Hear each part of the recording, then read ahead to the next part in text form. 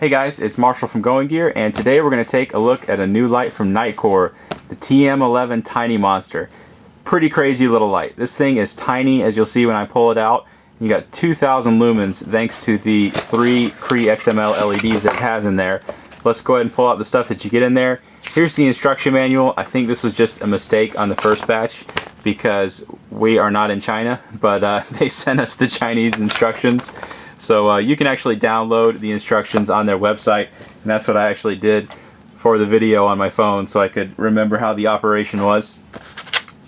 Instruction or warranty information, and here is the light itself. You can see 2,000 lumens in this little guy. It's pretty crazy. So let's go ahead and pull this out. I'll show you the holster. Here's the holster. It's one of the open bottom ones. So you have the Velcro on the back. You can use this to attach to your belt or strap or however else you want to attach it. You've got another ring up here, nice sturdy ring. This one's actually metal. You can use to attach using a carabiner or however else you want to do it. So here's the light. We're going to go and set that down, show you the other things that you get in there. Go ahead and pull this out. You get a lanyard and spare O-rings in case you happen to need those. And that is pretty much it. Let's go ahead and set all this stuff to the side and show you the light itself. So here's the light. Again, 2,000 lumens out of this little guy. There's not really anything else like it, especially not in this size. There's those 3 CREE XM-L LEDs. Smooth reflectors down in there. If you're ever wondering, they tell you over and over who makes the light. And then pretty interesting switch on this. It's actually like a camera switch. If you're familiar with those, where you press halfway and it does the focus, press all the way and it takes the releases the shutter. Same kind of operation on this, and we'll show you how it actually operates here in just a second. But just like all Nitecore lights, if you're not familiar with them, they are actually the sister company of Jetbeam, so you'll see a lot of similarities between their lights. Warnings on there. You got the name. There's the switch there.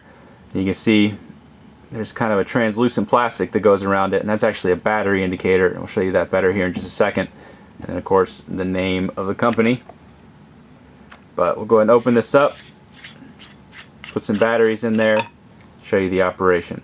One thing that's pretty nice about this is that there's no battery carrier that you can take out and lose or remove or anything like that. It's actually integrated into the body, so all you have to do is throw your batteries in there and you're good to go. Nice contacts on here, great machining, anodizing, and really clean everything, just like on all the Nitecore and Jetbeam lights.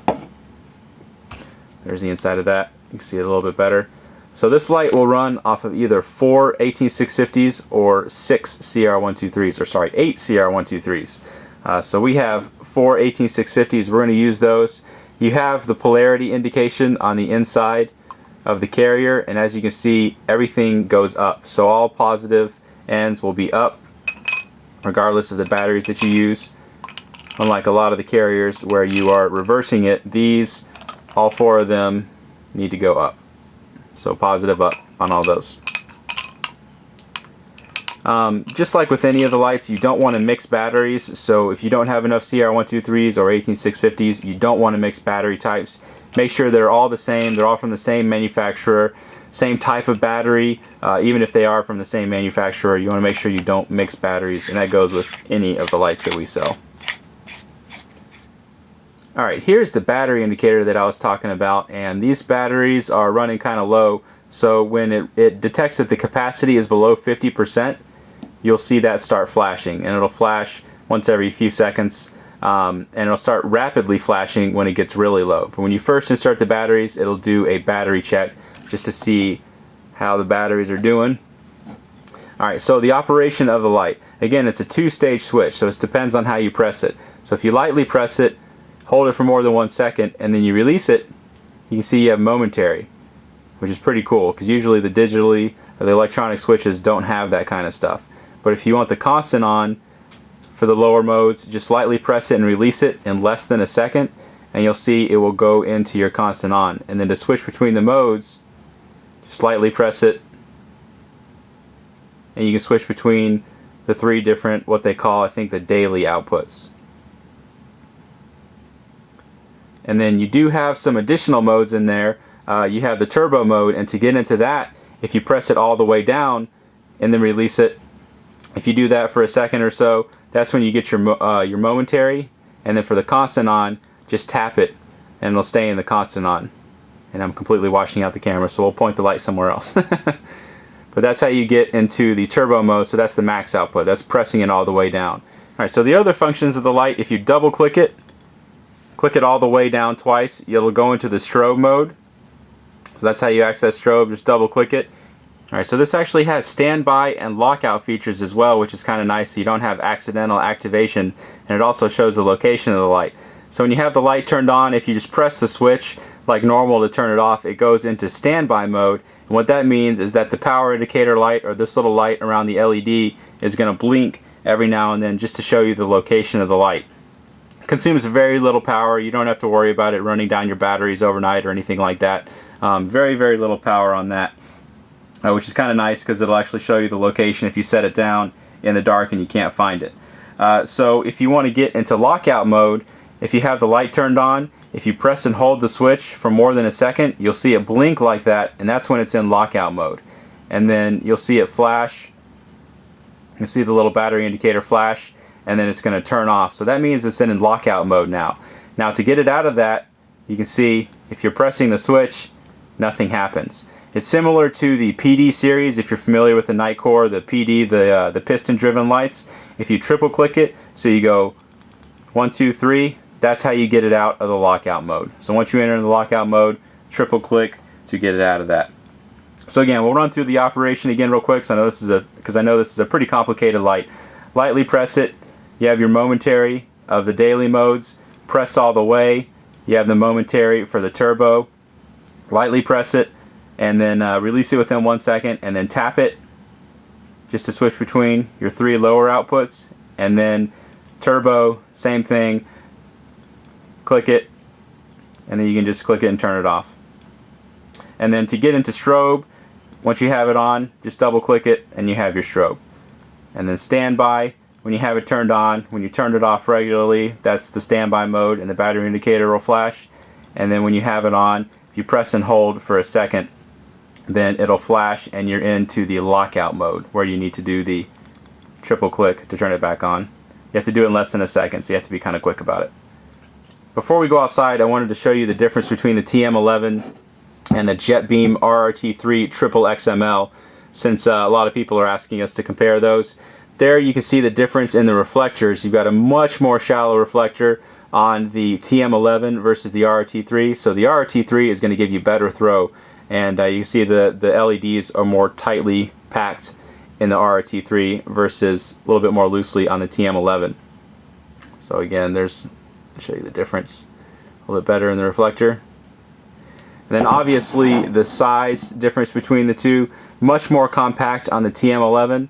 One thing to consider, because of the compact size, you're not going to be able to run it on turbo continuously for its full runtime, their stated runtime. It will automatically drop the output if it detects that it's getting too hot. So I believe it's 60 degrees Celsius. If it detects that it's getting above that, it's going to automatically drop the output, which is nice because it's not going to ruin your light. You don't have to worry about it ruining your light if you're running it on turbo for an extended period. But it will drop the output, just something to be aware of. So again, there's the two lights side by side. Really compact little light. It's pretty impressive that they managed to get 2,000 lumens out of this tiny little guy. So let's go ahead and take both of these outside and we'll compare them side by side just so you can see the difference in the beams. Let's go ahead and go do that. Okay, we've got the Rrt 3 XXL XM-L and the little Tiny Monster TM11. Big 40 mag light that I always use. Let's go ahead and try out the mag light, see how it does. Little bush at 15 feet, tree out there at 100 feet. We'll zoom in on that so you can see it a little bit better. There you can see. It does okay, not great. I think I zoomed in a little too far. I'll zoom back out. Alright, let's try out the other two lights. Since the Rrt 3 XXL XM-L is the existing light, we're going to go ahead and try it out first. There you can see a ton of light coming out of this one. This one actually has a really nice beam, really concentrated hotspot as far as the output on it, but you can see the transition from the hotspot to the spill is kind of gradual. So I mean, you don't have like a super concentrated hotspot and then very dim spill. You have a nice transition between the two, so you still get that nice concentration at the center, but the outer parts of it still lit up really, really well. So this is a great area lighting kind of thing. If you want distance, it can do that, but if you want to light up just everything in front of you, it can do that as well. So that is the Rrt3 Triple XML. Let's go ahead and try the TM11. There it is. You can see a little bit more concentrated as far as the hotspot. You don't get quite the same transition, but still a whole lot of light coming out of it on the spill. And I'll show you the different outputs real quick.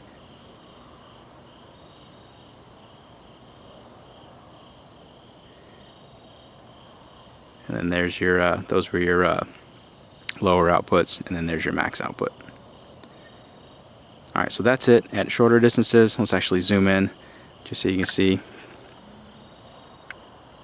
how it does. But nice compact, really high output light. Let's go ahead and try both of these at a longer distance. Okay, got a little bit more distance to work with. Got the TM11 Rrt3 XML 4D mag light. Let's go ahead and try out that mag light first. Here's my house at about 50 yards away. Tree in the front yard at 100 yards. Doesn't really make it out to there. You can kind of see it, but not all that great. Does okay at the house. So let's try out the Jetbeam and the Nitecore. And first off, we're going to do the Rrt3 Triple XML. There again, you can see a ton of light coming out of it. Over 100 yards away to the top of the tree. Lights everything up extremely well. This one can obviously do distances a lot longer than that. We got Argo crunching around in the backyard.